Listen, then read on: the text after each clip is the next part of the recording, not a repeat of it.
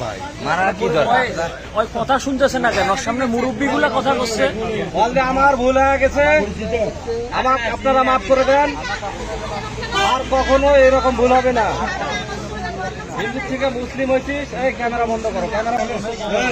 মুসলমানের বদনাম করবি না, ঠিক আছে? মুসলমানের কখনো বদনাম করবি না।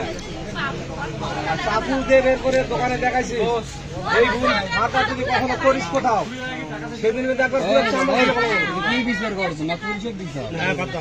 চাচা এটা হয় নাই চাচা, আসলে রে ভাই,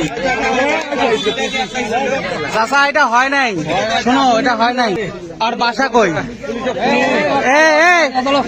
দাঁড়াও বাবা, একটু দাঁড়াও, দাঁড়াও চাচা দাঁড়াও। বাসা কই? বাসা কই?